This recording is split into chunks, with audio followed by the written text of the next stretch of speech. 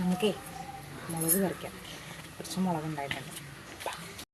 നമുക്ക് കുറച്ച് സ്ഥലമേ ഉള്ളൂ. അവിടെയൊക്കെ ഞാൻ കുറച്ച് സാധനങ്ങളൊക്കെ വെച്ചിട്ടുണ്ട്. പിന്നെ മുകളിലാണ് ബാക്കി. അപ്പോൾ ഞാൻ വഴിയെ കാണിച്ചു തരാവേ. ഇവിടെ മൊത്തമൊക്കെ പടർന്ന് അവിടെ വരായിട്ടുണ്ട്.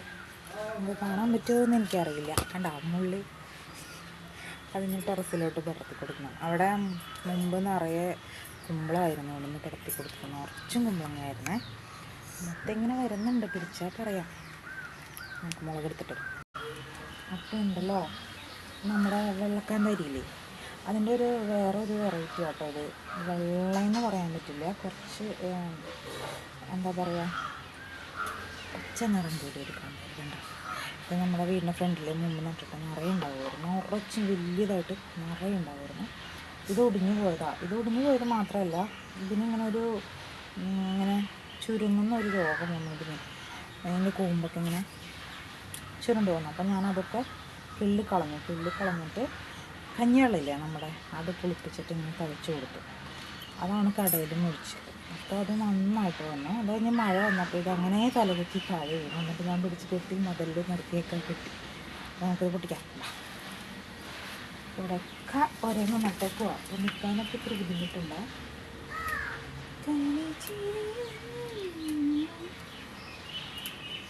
ഇതിങ്ങനെ ചെറുക്കലിടണം.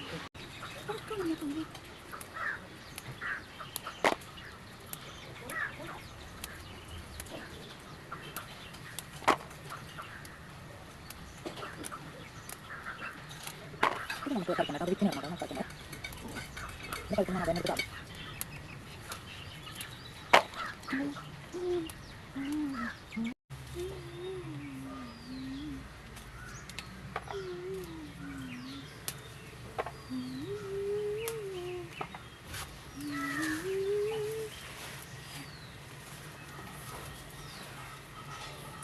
താഴേക്കുള്ളതാണ്.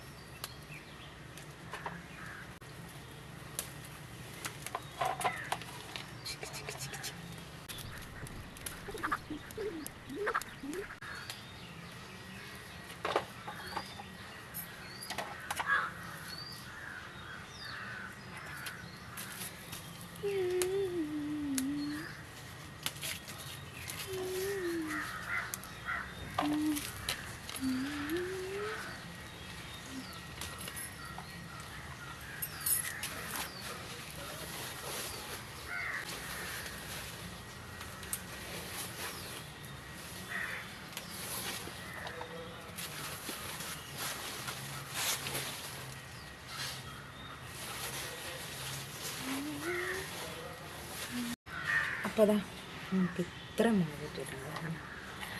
ഇത് ആദ്യത്തെ അല്ല കേട്ടോ, ഞാനതിന് മുമ്പ് പറിച്ചിട്ടുണ്ടായിരുന്നു. ഇത് ചമ്മന്തിയൊക്കെ അരക്കാൻ കപ്പ മേടിക്കില്ലേ, അപ്പോൾ ഉടക്കാൻ വേണ്ടിയിട്ട് ഈ കാന്താരിയും പിന്നെ കുഞ്ഞിക്കാന്താരി ഉണ്ട്, നമുക്ക് അതും എടുത്തിട്ട് കുറച്ച് ചമ്മന്തി ഉണ്ടാക്കും. പിന്നെ അത് മാത്രമല്ല, ചുരുക്കലിടാനായിട്ടൊക്കെ എടുത്ത് വയ്ക്കും. ഞാൻ മുളക് എനിക്ക് ഭയങ്കര ഇഷ്ടം, കുഞ്ഞിക്കാന്താരി വെള്ളക്കാന്താരിയൊക്കെ. അപ്പോൾ ചുരുക്കലിട്ട് വയ്ക്കും. കഞ്ഞിയൊക്കെ കുടിക്കുമ്പോൾ അല്ലെങ്കിൽ ചോറൊക്കെ തിന്നുമ്പോൾ എനിക്ക് ഇത്തിരി എരിവ് കഴിക്കണമെന്ന് തോന്നുമ്പോൾ